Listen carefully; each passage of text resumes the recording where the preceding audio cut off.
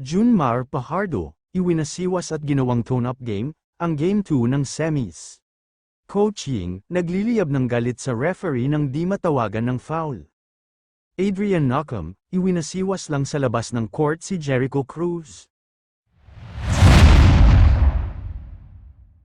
Well, simula na nga ang Game 2 ng laro, SMB kontra Rain or Shine, makakadalawa na kaya ang SMB o makatabla sa game ang Rose. Simula na nga ang Game 2, San Miguel Beerman nag-init agad sa laro, kung saan kumanada agad-agad sina Chris Ross, habang back-to-back points ang binigay agad ni CJ Perez. Kabilang koponan, di rin nagpapatalo sina Gian Mamuyak, nagbigay ng 7 points agad, kalakip din ng 4 points ni Karakot, na back-to-back din.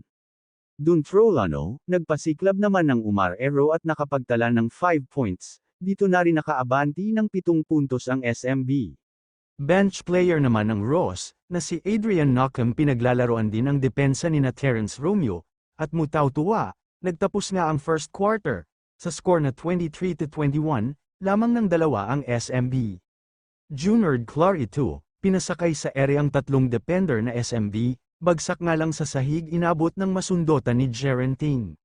Nasundan pa ng mag-back-to-back 3-point shot, ang dalawang rookie na sina Adrian Knockham at Kit Dato, kaya naman lamubo na sa 7 ang kalamangan ng Ross, pero Jericho Cruz naman.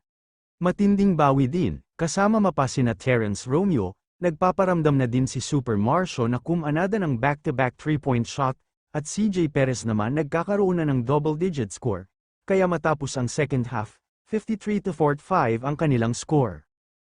Good start ito sa Rain or Shine, nang tumira ng wing 3-point shot si Kit Dato. Pero Junmar naman bumawi, ipinagpaglang at iwinasiwas ang mga depensa ng dalawang bigman na sina Kit Dato at Bo Belga katulad parent sa kanyang ginawa sa first game, at dito nga nagliliyab sa galit si Coach Ying Zhao, nang matawagan ng foul si Kit Dato sa paabit ni Junmar Fajardo, of course sinigawan niya ang referee at tinalakan ng galit. Sa minutong palaging kay Fajardo peren ang galawan sa court, kaya nagkalasog-lasog na ang mga buto sa bumabantay sa kanya. Sa kabila naman, napa-take over sa laro si Anton Asistiu, nagkakaroon na siya ng 17 points, kaya lang ang dami talaga mahuhusay naman lalaro ang Beerman, kaya naman pagkatapos ng third quarter mas humaba pa ang kanilang kalamangan sa score na 88-71.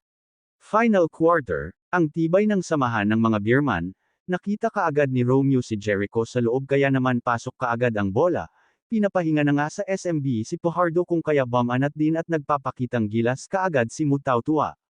Ending fourth quarter, dito na nga pinalagan at iwinasiwas ni Knockham si Jericho Cruz at napatumba pa sa labas, ang bagsik din talaga ng rookie na ito. Pero kahit ganun pa man nangyari, kahit sinubukan pahabulin ng Rain or Shine ang kalamangan ng SMB, ikapos na talaga sa oras ang kanilang koponan. Mga perkoy, kung bago ka lang sa aking channel, mag-like, comment, share, subscribe at i-click ang notification bell, para updated ka sa mga bago kong video. Salamat po.